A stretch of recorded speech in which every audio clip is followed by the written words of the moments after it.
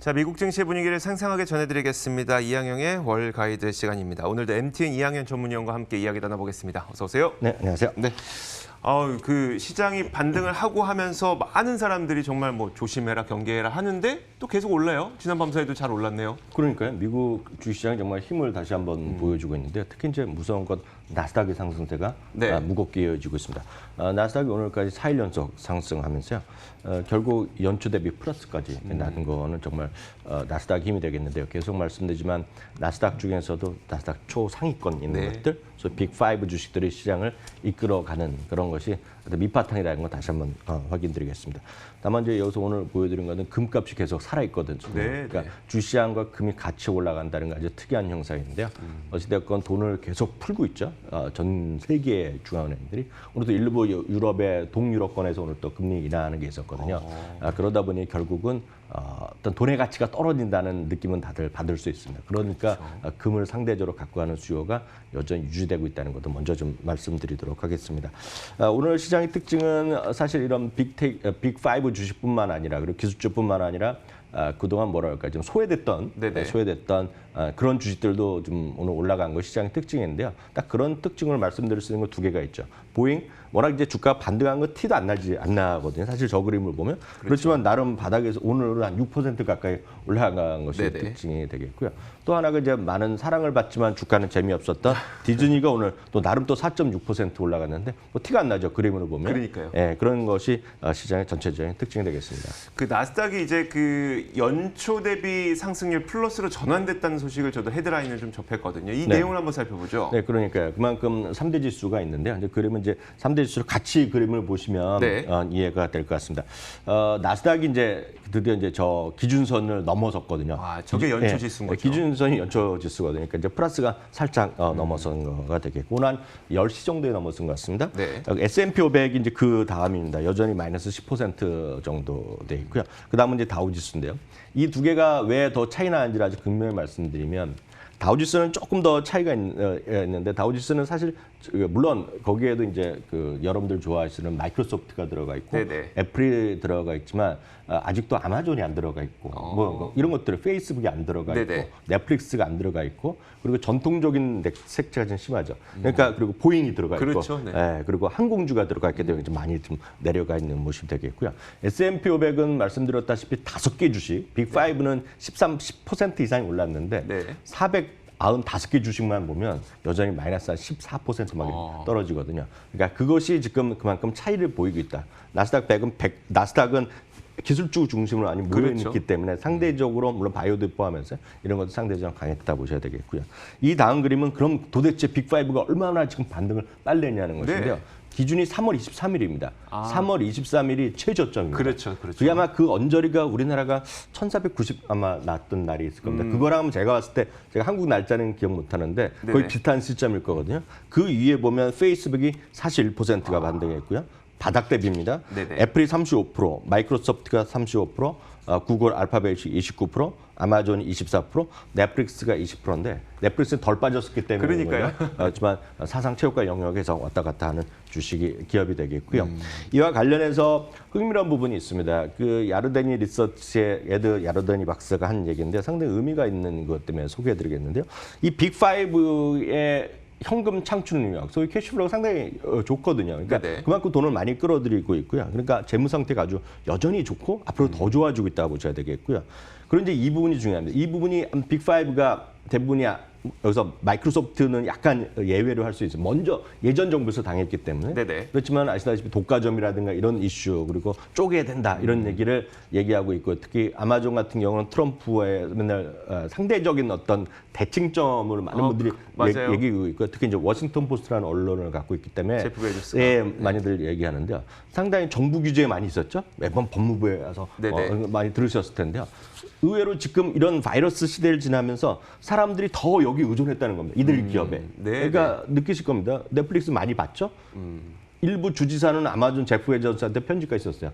잘해줘서 고맙다. 그리고 우리 직원들 잘 관리해달라. 네네. 이런 얘기까지 하면서 사람들이 더 의존했다는 거죠. 그러니까 상대적으로 어떤 규제에서의 어떤 면역력 이런 것들이 더 강해졌다라는 얘기고 또 제가 봤을 때는 상당히 의미 있는 부분이 될 것 같고 이거를 한국과 좀 비교하면 한국도 어찌됐건 저도 사실 어저께 아침 방송하면서 준비하면서 보다가 깜짝 놀랐거든요. 네. 저도 계속 카카오 같은 거를 얘기를 했지만 네네. 그렇게까지 올라간지 몰랐거든요. 이게 많은 사람들이 결제를 하건 뭐라건 검색하고 좀 요건 맞아요. 카카오에서 많이들 하고 있고 맞아요, 거기서 많이들 하고 있지 않습니까? 네네.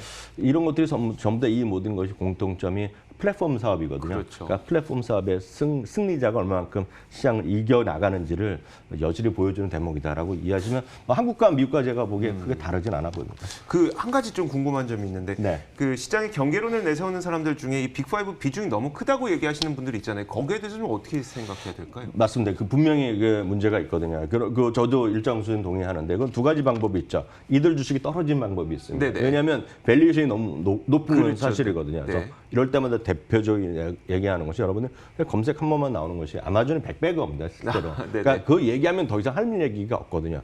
그리고 또 사실 이들 주식 보면 상당히 고평가되어 있는 거 맞고 나머지가 너무 저평가되기 때문에 네네. 소위 다이버전스가 일어나고 있거든요. 너무 극과 극이기 때문에 그게 떨어지든지 아니면 아래 주식들이 올라가야 된다는 거죠. 그래서 아래 주식이 올라가야 되는 논리를 하는 사람이 대표적인 것이 골드만삭스입니다. 아. 그래서 이들이 한 10% 올라갈 여력이 있고 위에 것들은 3%밖에 올라갈 게 없다. 네네. 그런 주장도 있는데 이건 정답이 없는 논쟁이다라고 이해하시면 되겠습니다. 알겠습니다. 자, 미국 고용 상황은 그래도 여전히 좀 안 좋았어요. 네, 맞습니다. 이번에 드디어 이제 312만 명인가요? 오늘 그 새로운 네네. 그 실업보험. 네, 실업 신규 청구 건수를 오늘 발표했는데요. 실제로 보면 그래서 합으로 보면 전체적으로 3,350만 명의 신규 실업 청구 건수가 최근 7주 만에 좀 일어났다는 얘기죠.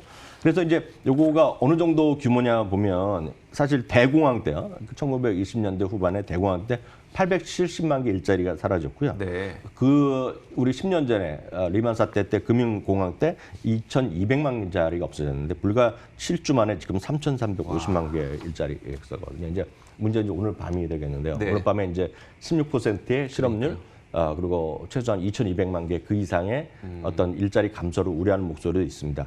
그런데 이제 이런 모든 것들이 악재인데 흥미로운 것은 신규 실업 청구 건수 발표된 날마다 지금 7주 연속으로 계속 주가가 올라갔거든요. 그러니까요, 그러니까 네. 그것도 흥미로운 부분이 되겠는데 더 흥미로운 부분을 하나 말씀드리면 일부 이제 주에서 말이죠. 네. 일부 주에서 빨리 이제 잡을 다시 그 경제를 다시 활동을 하고 있는데 이게 미국적인 상황의 특징입니다. 이렇게 일시액으로 많이 했다가 사람들을 다시 예를 들어 커피숍을 운영하려고 그러면 네네. 사람들을 다시 오라 그럴 거 아닙니까? 그러면 실업 상태가 해제해야 되죠. 네. 그래서 이걸 하나 보여드리는 건데 홈베이스라는 그 사이트가 있습니다. 여기서 보면 한 6만여 개의 미국의 일자리 있죠. 네. 일자리를 계속 매일매일 짓게 합니다. 어떤 걸 짓게 하냐면 여기서 일하는 사람을 짓게 합니다. 네. 그리고 또 뭐라 하면 작업장이라고 얘기하는데 그게 커피숍이 됐건 공장이 됐건 그 사람들이 일하는 장소 있죠. 네네네. 장소를 또 집계를 합니다. 네네. 그리고 이 사람들이 몇 시간이나 일하는지 집계할 수 있죠. 네네. 그렇죠. 저녁은 할 수 없지만 이 회사가 홈베이스라는 사이트 여러분 지금 들어가 보시면 되는데 홈베이스요? 네, 홈베이스라는 곳에 들어가시면 되는데 그럼 집계를 합니다. 이 집계한 그림입니다 이게요. 제일 왼쪽은 제가 너무 그 글씨가 작고 그러니까 제가 쉽게 말씀드리면 왼쪽이 저 팬데믹 있죠. 네네. 미국에서 셧다운하기 직전의 상황입니다. 그래서 제로입니다, 제로. 그러니까 정확히 얘기하면 3월 2일 수준입니다. 네. 근데 이게 세계 주식이 세계 줄이 다 툭 떨어졌거든요. 네네. 최악으로 떨어진 게 3월 11일입니다. 네. 3월 11일 많이 떨어졌고 그다음에 최악으로 떨어진 게 4월 11일입니다. 최저점이요. 네네. 근데 그 지금 이 오른 제로 위가 5월 5일이니까 엊그제 숫자인데요. 네. 이걸 보시면 흥미로운 것이요. 셧다운 이전 대비 4월 10일 최악 때는 고용이 마이너스 74%였습니다. 네네. 근데 지금은 5월 5일 기준으로 보면 마이너스 51%거든요. 그러니까 최악은 벗어났다는 얘기를 하는 거죠. 네네. 그래갖고 이걸 역으로 계산해 보면 2,200만 개의 일자리가 지금 오늘 밤에 발표될 거라고 얘기를 하고 있죠. 네네. 그런데 이 분석을 갖고 추정해서 계산한 사람들이 얘기하면 2,200만 명, 이건 이제 4월 수치인데요. 네네. 5월 수치를 제가 아까 마이너스 51% 했다는 것은 이미 500만 개 일자리는 새로 생겼다. 네, 그런 주장도 있다는 거죠. 그러니까 이들의 주장이 맞다 그러면 물론 6만 개의 일자리 갖고 한 건데요. 그럼 이제 최악은 벗어났다? 뭐 그런 주장도 있다는 것이 되겠고요. 그런 것들은 좀 전혀 상관없을 것 같지만 사실 오늘 미국의 주가 올라가는 또 하나의 이유는 중국이거든요. 그렇죠. 네, 중국이 경제활동 먼저 재개를 했는데요. 4월 예상보다 좋은 수출 실적을 발표했거든요. 네네. 어제도 말씀드린 기억이 있는데 팀쿡도 그랬고요. 스타벅스도 그랬고 마스터카드도 그렇고 중국에 지금 상당히 좋아지고 있다는 맞아요. 얘기하고 네, 있거든요. 이런 것들을 보면 이런 주장을 보면 맞다면요. 맞다면 지금 주식시장이 반등하는 거에 대해서도 일단 수긍할 수 있다라는 생각하실 수 있겠네요. 네, 조금 전에 이제 속보도 전해졌었는데 김정은 북한의 국무위원장도 시진핑에게 구두 친서로 코로나19를 뭐 이게 승리를 축하한다는 구두 친서를 보냈다는 네. 그런 소식도 있었으니까요. 좋습니다. 자, 기타 특징주로는 결제주가 있을 것 같아요. 네, 앞서 잠깐 얘기 저도 한 거 들었는데요. 페이팔이 이제 실적을 발표했는데 실적 별로 좋지 않게 발표했는데 네네. 이것도 마찬가지입니다. 최근에 애플도 마찬가지, 구글도 마찬가지, 페이스도 마찬가지. 좋다 이거죠. 3월까지 안 좋았다는 거 다 인정하자는 거예요. 네네. 근데 4월 들어서는 경제 활동이 잘 되고 있다는 거거든요. 특히 애플 같은 경우는 4월 말부터 급속히 수요가 회복됐다는 거죠. 그게 아이폰 SE2에 대한 수요인지 모르겠으나 네. 막 수요가 회복되고 있고 4월 같은 경우 약간 애플 다른 얘기 해드리면 앱스토어의 다운로드가 네네. 지금 2년 반 만에 최고로 나왔거든요. 아, 2년 반 만에 최고요? 네, 앱스토어 다운로드가요. 네네. 네, 그래서 그만큼 사람들이 뭔가 활동하는 거죠. 네. 게임을 다운받았건 뭘 받았건 사람들이 뭔가 하고 있다는 거죠. 거기서 인앱 결제를 하면 페이팔이나 이런 거 다 결제 다 누군가 쓰는 거 아닙니까? 네네. 그래서 보면 4월 달에 페이팔 결제가 많이 늘어났다는 게 첫 번째 포인트가 네네. 되겠고요. 특히 5월 1일 날 사상 최대 결제가 나왔다는 거죠. 그러니까 과거의 실적을 지금 실적이 미스했다 이런 것들은 우리나라도 마찬가지. 계속 말씀드리지만 미국도 의미가 없는 거다. 그리고보다는 앞으로 희망을 보는 사람들은 사는 거고, 아 이게 뭐야 또 떨어질 거라 했던 사람 파는 거죠. 네네. 그래서 이렇게 단순하게 이해하시면 되겠고요.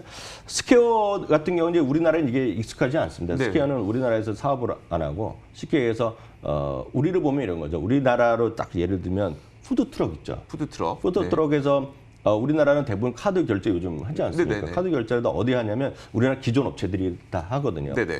근데 미국은 여기에 쉽게 해서 푸드트럭에 수많은 푸드트럭이나 소상공 이런 것들이 이런 사람들이 이 스퀘어를 많이 씁니다 지금요. 그래서 스퀘어도 마찬가지예요. 스퀘어도 좋지 않다가 네. 지금 이거 좋아진다는 얘기하는 그런 기대감이거든요. 그러니까 스퀘어도 주가가 10% 급등하는 모습 보이고 네네. 같은 흐름이라고 보여주셔야 되겠고요. 또 하나가 결국은 많은 사람들이 일을 하건 어찌게 됐건 간에 직장에 복귀하더라도 결국 회사 안 나가는 게 많거든요. 오늘 이제 잠시 전에 페이스북에서 발표했는데요. 연말까지 원하면 다 연말까지입니다. 맞아요. 연말까지 다 집에서 일하라는 거거든요. 맞아요. 그럼 이게 누가 어떤 소프트웨어를 쓰건 간에 클라우드에 대한 수요는 커지거든요. 그래서 슬랙 여러 번 말씀드렸는데요. 이름도 워크인데요. 이 오늘 다시 한번 주가 급등하는 모습을 보여줬고요.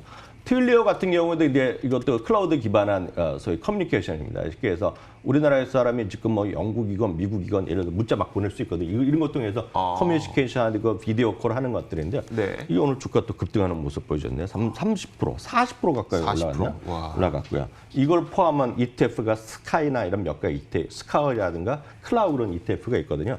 이런 것들은 또 주가 많이 올라가는 모습이 보였습니다. 자, 이렇게 저희가 이항영의 월가이드 진행해봤습니다. 여전히 미국 주식에 투자하고 싶은데 뭔가 막연한 분들을 위해서 미국 주식을 투자할 수 있는 가장 쉬운 방법, 이항영의 미국 주식 무작정 따라하기 지금 바로 이어가겠습니다.